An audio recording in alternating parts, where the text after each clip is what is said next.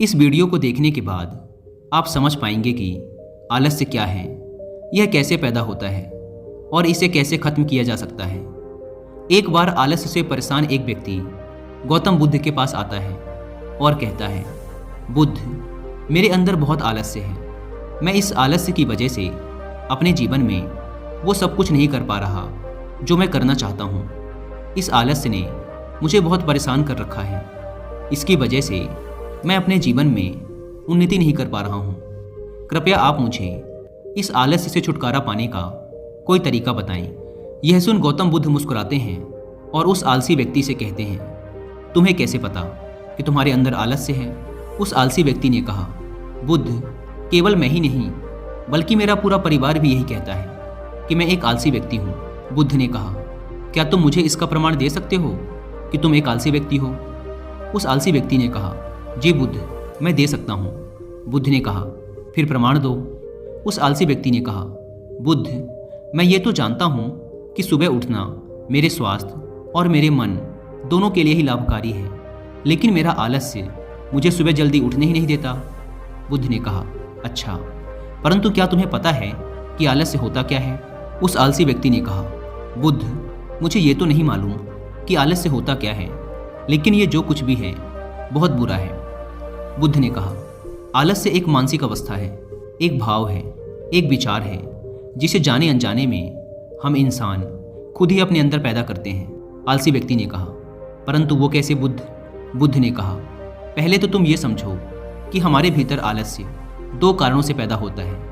पहला कारण है शारीरिक और दूसरा कारण है मानसिक। शारीरिक आलस्य का पहला कारण है भोजन। जब हम कोई ऐसा भोजन ग्रहण करते हैं जिसमें खुद कोई जीवन नहीं है, तो ये भोजन हमारे शरीर के लिए बोझ बन जाता है और फिर यह हमारे अंदर आलस्य पैदा करता है, क्योंकि हमारा शरीर भोजन से मिलने वाली ऊर्जा के सहारे चलता है और फिर हम इसे जैसा भोजन देते हैं वैसे ही ऊर्जा हमारे शरीर को भी प्राप्त होती है। इसलिए अगर तुम आलस्य से बचना चाहते हो तो आसानी से पचने वाले और सीधे प्राकृतिक से प्राप्त होने वाले भोज्य पदार्थों को अपने भोजन में शामिल कर दो। शरीर के स्तर पर आलस्य का दूसरा कारण है गलत तरीके से चलना, गलत तरीके से बैठना और गलत तरीके से लेटना। गौतम बुद्ध ने आश्रम के भिक्षुओं की तरफ इशारा करते हुए उस आलसी व्यक्ति से कहा, अगर तुम ध्यान से देखो तो तुम्हें आश्रम के इन भिक्षुओं के चलने, बैठने और लेटने की अवस्थाओं में एक विशेष प्रकार का संतुलन नजर आएगा। जब ये चलते हैं तो इनके पैरों के बीच एक तालमेल होता है। जब ये बैठते हैं तो इनकी रीढ़ की हड्डी एकदम सीधी होती है और गर्दन थोड़ी सी ऊपर होती है, और जब ये लेटते हैं तो इनका शरीर एकदम शिथिल होता है। इनके शरीर के किसी भी अंग पर कोई तनाव नहीं होता, जिसके कारण ये एक गहरी और आरामदायक नींद ले पाते हैं। उस आलसी व्यक्ति ने पूछा, बुद्ध, क्या पर्याप्त नींद लेना भी उतना ही जरूरी है? बुद्ध ने कहा, ना कम ना ज़्यादा, हमेशा ही पर्याप्त मात्रा में सोना लाभकारी होता है। अगर तुम आज रात पर्याप्त नींद नहीं लेते तो तुम्हारा कल का पूरा दिन थकान और आलस से भरा होगा। इसलिए पर्याप्त नींद भी उतनी ही जरूरी है। आलसी व्यक्ति ने कहा, हाँ बुद्ध, ये तो मैंने भी महसूस किया है। बुद्ध ने कहा, शरीर के स्तर पर आलस्य का तीसरा कारण है सुबह जल्दी ना उठना। यह सुन उस आलसी व्यक्ति ने कहा, हाँ बुद्ध, मैं तो सुबह जल्दी उठ ही नहीं पाता हूँ। बुद्ध ने कहा, तुम सुबह जल्दी तब उठ पाओगे जब तुम रात में जल्दी सोओगे। बुद्ध ने आश्रम के भिक्षुओं की तरफ इशारा करते हुए कहा, इन भिक्षुओं को देखो, इन्होंने रात्रि में अपने सोने का एक निश्चित समय निर्धारित कर रखा है और यही कारण है कि ये रोज प्रातःकाल जल्दी उठने में सक्षम हो पाते हैं। हर एक बौद्ध भिक्षु को अनुशासन का पालन करना होता है और यही अनुशासन इनके जीवन में संतुलन लाता है। कुछ लोग अनुशासन को एक बंधन समझते हैं। उन्हें लगता है कि अनुशासन उन्हें बांधता है, लेकिन सच्चाई ये है कि अनुशासन हमें बांधता नहीं बल्कि स्वतंत्र करता है। इसलिए अगर तुम शारीरिक स्तर पर आलस्य से छुटकारा पाना चाहते हो तो खुद को अनुशासन में ढालो, एक निश्चित दिनचर्या का पालन करो। उस आलसी व्यक्ति ने कहा, लेकिन बुद्ध, शुरुआत कहाँ से करें? सही तरह का भोजन करने से, सही तरह से बैठने, लेटने और चलने से, या फिर सुबह जल्दी उठने से? बुद्ध ने कहा, शुरुआत अभी से करो। जो भी तुम इस समय कर रहे हो उसे पूरे ध्यान से करो। पहले तुम मन के स्तर पर आलस्य को समझो। लेकिन उससे पहले दोस्तों, अगर आप भी काम को टालने की आदत से परेशान हैं या फिर आलस्य की वजह से आप लाइफ में वो अचीव नहीं कर पा रहे जो आप पाना चाहते हैं, तो कुछ ऐसी बुक्स मैं आपके साथ रिकमेंड करूंगा जो आपकी हेल्प करेंगी आपके पॉजिटिव माइंडसेट को डेवलप करने में, जिससे आप आज के काम को आज ही करें, कल पर ना टालें। तो जो पहली बुक है उसका नाम है ईट दैट फ्रॉग, यानी सबसे मुश्किल काम सबसे पहले। ब्रायन ट्रेसी द्वारा लिखी यह बुक आपको सिखाएगी कि अगर आप अपने दिन का सबसे मुश्किल काम सबसे पहले कर लेते हैं तो आपका बाकी का दिन बहुत अच्छे से गुजरता है। अगर आप सुबह जल्दी ना उठने की वजह से परेशान रहते हैं और आप सुबह जल्दी उठना चाहते हैं तो इस आदत को डेवलप करने में आपकी हेल्प करेगी रॉबिन शर्मा द्वारा लिखी यह बुक जिसका नाम है 5 AM क्लब। एक तीसरी बुक है जिसका नाम है द पावर ऑफ हैबिट। इस बुक को पढ़ने के बाद आपका माइंडसेट एकदम बदल जाएगा और आप जान पाएंगे कि आज के काम को आज ही करने की एक छोटी सी हैबिट आपके लाइफ को कितना आसान बना देगी। अगर आप चाहें तो इन तीनों ही बुक की हिंदी में बुक समरी भी सुन सकते हैं कुकू FM ऐप पर। कुकू FM इंडिया का leading and fastest growing audio book platform है, जहां पर आप एक बुक से भी कम की कीमत पर हजारों बुक्स को ऑडियो फॉर्मेट में सुन सकते हैं, वो भी अपनी मनपसंद लैंग्वेज में।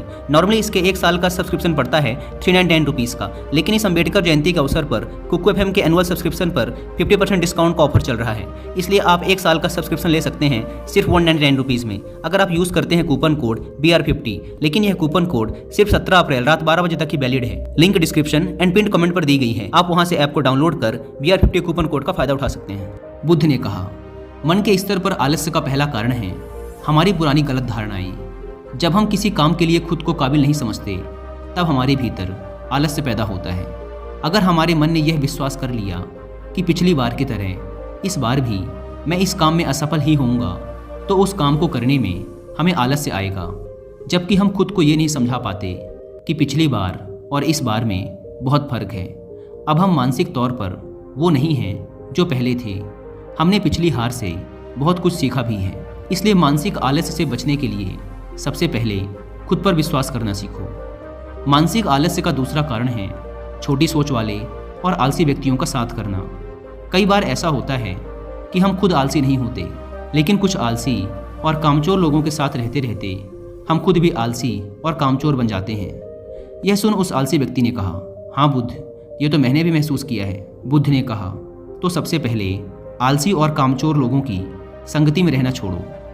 बुद्ध ने आगे कहा, मानसिक आलस्य का तीसरा कारण है काम को टालने की आदत। काम को टालना आलस्य और मानसिक तनाव का सबसे बड़ा कारण है। शुरुआत में तो हमें पता नहीं चलता, लेकिन धीरे धीरे ये आदत हमारे अंदर घर कर जाती है, और ये एक अकेली आदत ही किसी भी इंसान की ज़िंदगी बर्बाद करने के लिए काफ़ी है।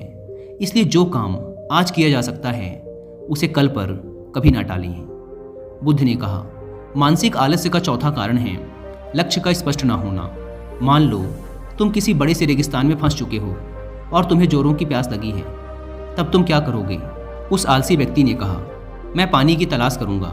मैं कोशिश करूंगा कि जल्द से जल्द रेगिस्तान के पास वाले गांव में पहुंच जाऊं। बुद्ध ने कहा, लेकिन अगर बहुत कोशिश करने के बाद भी तुम्हें पानी ना मिले तब? उस आदमी ने कहा, मैं तब भी प्रयास करता रहूंगा, क्योंकि मेरे पास और दूसरा कोई विकल्प ही नहीं होगा।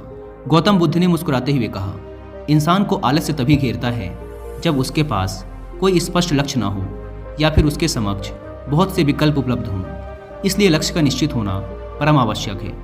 अगर तुम सुबह उठकर व्यायाम नहीं कर पा रहे हो तो उसका कारण तुम्हारी नज़र का स्पष्ट ना होना है। अभी तुम भविष्य में होने वाले रोगों और उन रोगों से होने वाली पीड़ा को स्पष्ट रूप से महसूस नहीं कर पा रहे हो। बुद्ध ने आगे कहा, मन के स्तर पर आलस्य का पांचवा कारण है किसी काम को करने की कोई बड़ी वजह ना होना।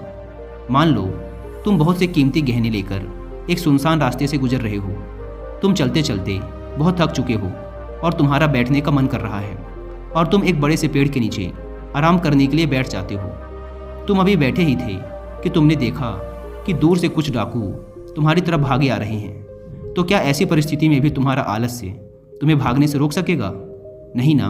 तो मेरी एक बात को समझो, तुम्हारा आलस्य केवल तुम्हें उन्हीं कामों को करने से रोक सकता है जिन्हें करने की तुम्हारे पास कोई बड़ी वजह नहीं है। वह आलसी व्यक्ति कहता है, आपका बहुत बहुत धन्यवाद बुद्ध, अब से मुझे आलस्य का सारा खेल समझ आ गया।